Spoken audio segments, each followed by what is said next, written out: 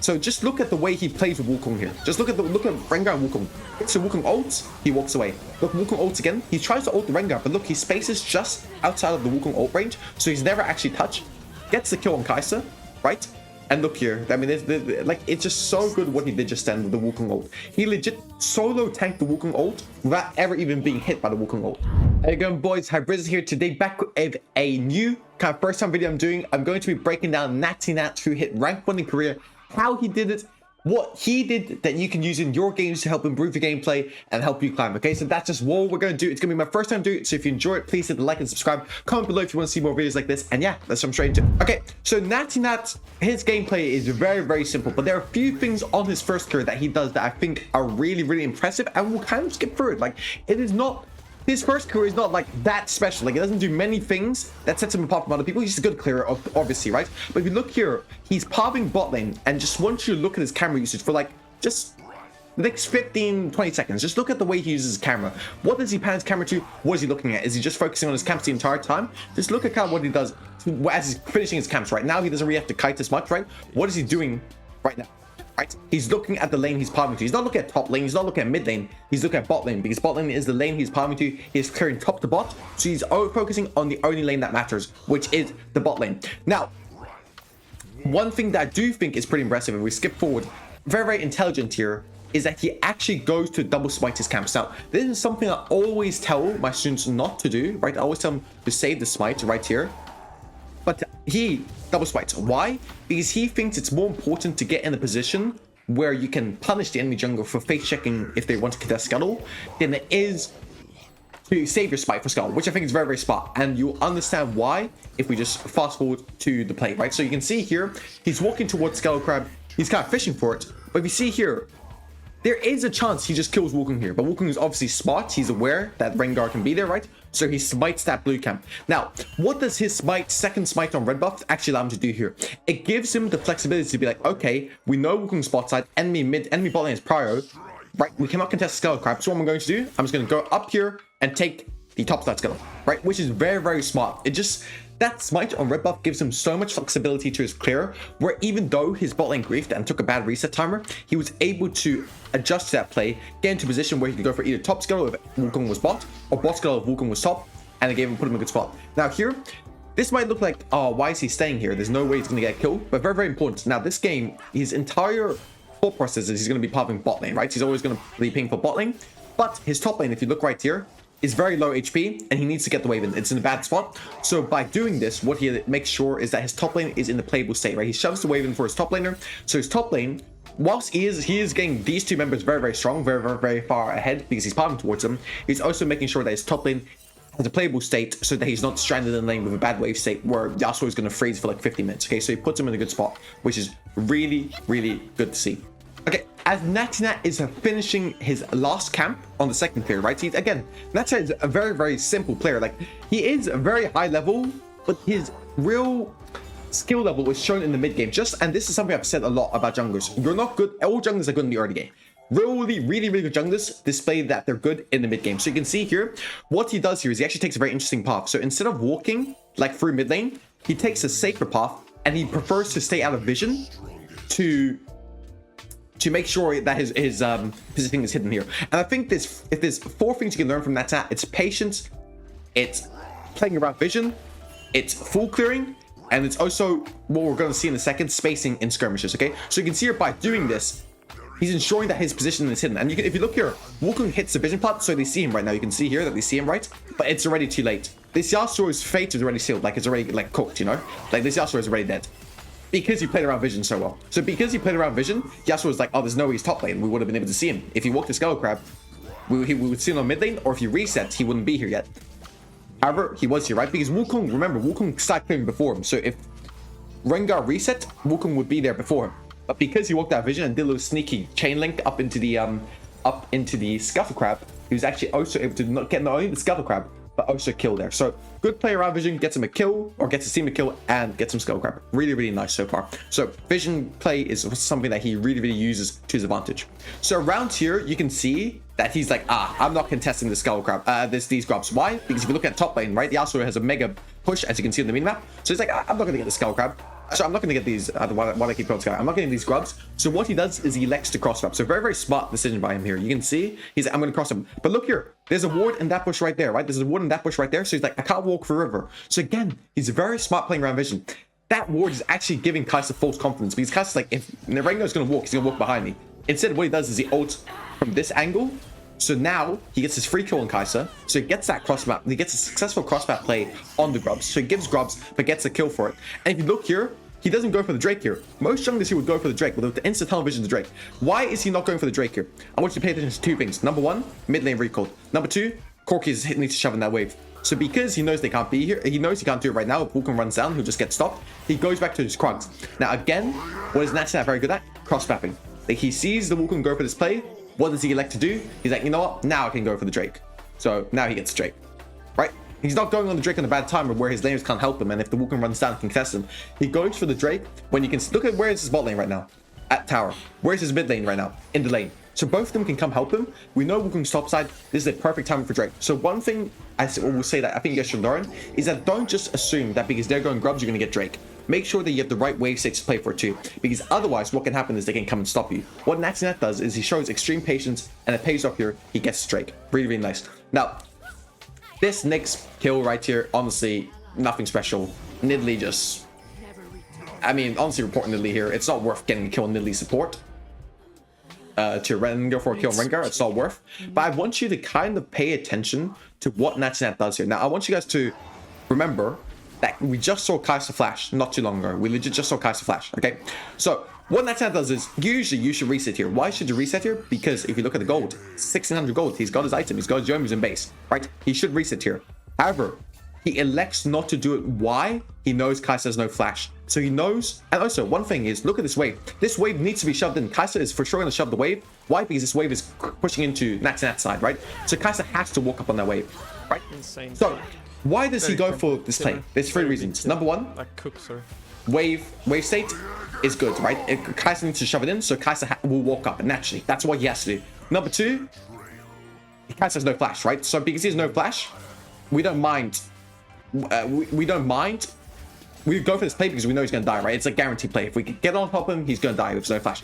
Third thing, however, that I think is kind of important, that this is the hardest one to get, but it's also the least important one, is he knows his champion. So it's champion mastery. He knows Kai'Sa's going to die there if he gets sands him, and it's very, very nice. Now, one thing I also want to see, want you to see here is that he doesn't open the Gromp on this clear. Why does he not open for the Gromp here? Why does he go straight to the wolves? Because he knows that if he goes for the bot play, what is the jungler naturally going to do? He's going to cross map, right? So if the Wukong is on his Gromp, NattyNat doesn't want to fight him, because if Wukong is ult, NattyNat's losing that. So he's taking a very safe open here. He knows there's a big chance Wukong is there. So you know what? I'm not going to risk dying on my camp. I'm just going to leave it open from my second cap onwards and then move down. So very, very smart there. He's very aware of where the enemy jungler can be. And one thing I want you guys to see all throughout the game is that he always pings the enemy jungler's location. Like, if you just look throughout the entire game, he's perma-ping on the minimap where the enemy jungler is. Like, he's perma-pinging it, which is a very, very good habit for you to get into. Okay, now, again, knowing that bot lane has no flash, NattyNat wants to punish them, right? Here, I mean, he honestly does not do anything at all. Like, I don't know what the hell the sequence was. Like, this bronze sequence by everyone. But why does this play go bad? So he's been doing something right the entire game. Why does it go bad here? Because he doesn't track the enemy jungle. Yeah, because he's too focused on looking at the bot lane play that he actually forgets to track the enemy jungle. And this is the first mistake he's made the whole game, right? He's been playing super well. The reason why I always plays have been working is because they're very safe place. He always has info on where the enemy jungler is. Right? Okay. Here, because he's so focused on the bot lane play that he actually forgets to check that for 1 second and ends up dying, right? But the two concepts I want you to take away from that is, number one, how important jungle tracking is, because he's done it all game, that's why he's never died. So second, he forgets to do it, he insta dies. Number two, he's playing perma around the fact that enemy bot lane has no flashes. One thing I coach a lot of players, and I see him do this all the time, is you burn the flashes, and then they're like, wait, no, but you burn the flashes and you just don't punish them for the rest of the game.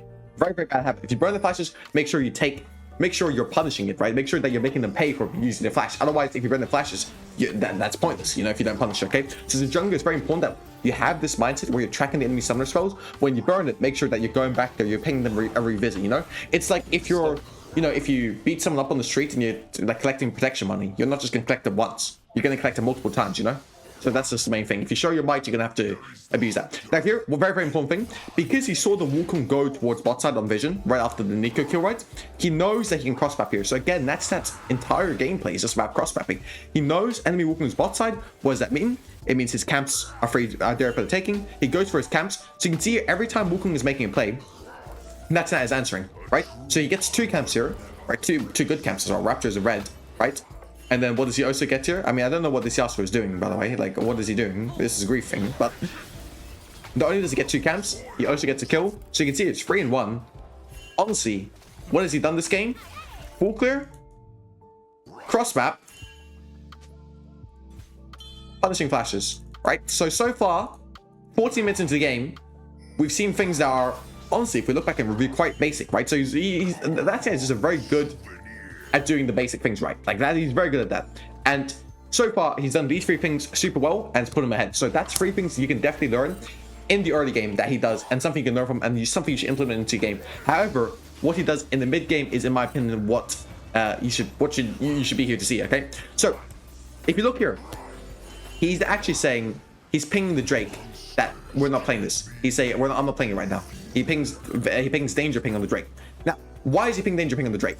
Number 1, look at Corky's state. He cannot help on the Drake. Number 2, he had 1400 gold, right?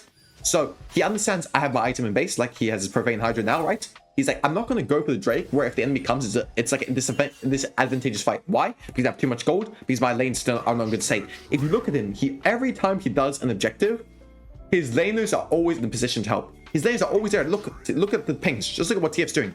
He's already saying, I'm going to come help, right? So every time he goes for an objective, his team is already there to help. And this is something loyal players don't do enough, because they always do objectives on the timers that suits them. NattyNat doesn't. If you look, he's always doing objectives on the timers that suits his team. Even when before, right? Remember the first strike? Even when he should have done it, he was like, no, I'm going to go clear my camps first and then do it when my laners are in a position to help. Something very, very important. Don't play on your timers, play on your team's timers. Very, very important, especially for objectives. Here, he gets another cross map on the Yasuo because enemy went for a Herald. Honestly, again, this Yasuo is just limit testing the entire game. And he's kind of griefing, right? Because like NattyNat is just getting a massive lead. He was 4 and 1.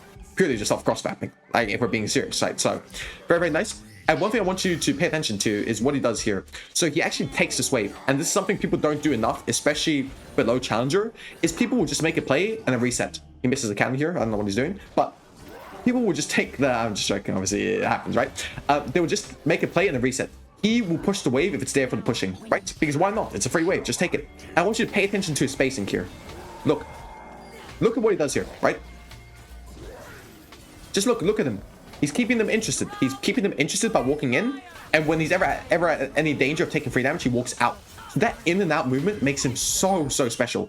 And look at his discipline here. He gets the blue buff. He's like, what am I going to do now? Let's exit, right? Let's make sure our team is safe and exit. Now, one thing you're going to see here is that's really good discipline, but you're going to see what happens when you don't have that discipline. So let's look right here. He tries to go and save his team, and you can see he gets really mad here. He gets pissed. He just gets pissed here. Oh, please. Sorry. But like here, you can see why discipline is so important, right? And that says a very good disciplined player. And here he's mad at his Nico. But I can tell you, I promise you, he's mad at himself here more than he's mad at the Nico, because he knows what the Nico did was grief. He should have just left him, but because he did, he even says sorry, right? Because he. Why do we have to lose a turret and tried to save him, right? Because he stayed on this one. He was like, maybe I can save this guy as well. They lose a turret, right? So it's just that's how important discipline is, and he's very disciplined all throughout the game. Here he lost it for a second, and you could see it hurt him, right? Okay, so he just respawned, and I want you to kind of look at this play he makes here, right? So this is not like anything difficult. I want you to show you the aftermath of this, okay? So he gets that kill, right? Now, what do most junglers do here is they will go back to clear his own camps. He says, no, I'm going to go for the invade first. Why is it important to go for invade first before taking your own camps? It's very simple, right? It's much harder to invade than it is to take your own camps. When you take your own camps, you're very safe, right? Invades you can only do when you have a numbers advantage. Here, because he has 2 people dead, he has a numbers advantage, he can go for the invade. So always remember, if you have a numbers advantage, go for the invade first, then play your own camps, right? Your own camps are always going to be way safer to take because they're on your side. Like, less people are going to be there. It's just naturally how the game works, right? So always go for the invade first, then clear your own camps. That way you can maximize the amount of camps taken, maximize your XP, maximize your gold, put yourself in a good position to carry. So really nice here. So this is, again, the mid game is really where he starts to take over. He starts to be really aggressive. If you look here, he's almost keeping like, what, 9 CS a minute? 9 CS a minute so far? which is just amazing, because if you've seen, he's been very active on the map, right? But if you notice, oftentimes when he makes plays, it's just when his camps are down. That's why he's able to keep these CS stats. Like, he's just a very, very simple player. Just does Fulker, play, Fulker, play, Fulker, play. And this is something I've been telling all of you guys to do. Just make sure you clear your camps and then make a play. It's very, very simple, right? And I want you to kind of look at his target focus here in a second as well. Okay, so he goes for this, gets his kill. Look at what he does here. Look at who he focuses on here, okay? Just look at this. Nidalee is a free kill. Just watch what happens here. Also look at the Artican timer, right? 43 seconds and 1 minute. 43 seconds for Drake, Artican and 1 minute for Drake. Why does he not care about the Nidalee? Because if he kills the Wukong, that means they can get free Artican, right? So that means if his team is in a ready position, they can just go for the Artican. You can see his ping right here. So he's like, I don't care if the Nidalee dies or not, because what I care about is them not having smite to be able to contest the Artican. Nidalee dying, Nidalee's useless anyway, first up in this game. But second thing is, Nidalee has no smite. He's not going to be a threat on the Artican if we go for it. And you can see he's spamming his team to go for the Artican. Obviously, his team doesn't, right?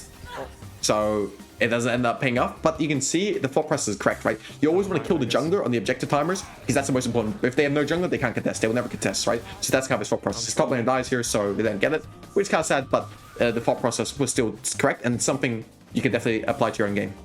Okay. Now, one thing I want you to see here as well is look at the way he plays when he doesn't have ult. His ult is 20 seconds away, right? He doesn't want to look. He's not looking for a play here. He's just not looking for a play. He's just standing here chilling, right? His team goes in. That's when he's like, okay, well, even if I don't have ult, it's fine. And again, I want you to pay attention to his spacing in this next fight, okay? Just look at how he's spacing in this fight. So he goes for this. He gets this free kill on Yasuo. Again, good target selection, right? He's hitting the person his team can hit as well. Then he ults out and just look, right? He doesn't go in insta. He's waiting for Ambessa is up in 2 seconds. Ambessa's TP. Look, he's very patient. He's waiting for Ambessa to TP. Once the TP is about to land, Betan knows that if Wukong fights him, he can just kite down bot side, right? And he'll be safe. Obviously, he doesn't even need to here because he's just stomping. So you can see here, the one thing about NattyNat is he does not clip the game at all. If he went in on the Wukong there before Ambessa's TP had completed, it would have meant that it would have been maybe a flip, you know? Maybe he would have died. He waits for the Ambessa TP to almost complete, then he goes in, makes sure he's completely safe to go for it, puts him in a good position. So it's a really, really nice way. It's very, very educated, right? He has not taken a single risk. 21 minutes into the game, the only risk he's taken is saving the Nico. Try to save the Nico, right? That's it. That's been it. And because of this discipline, because of him being such a safe and calculated player, he's getting the Drake and Artican. So one thing, if I want you to kind of think about in the mid game, 3 things. I gave you 3 early game tips, but 3 mid game tips that I want you to think about is number 1, discipline, right? He's never overplaying, right? He's not playing without R. He's waiting for his R cooldown, and he's also only invading with numbers, okay?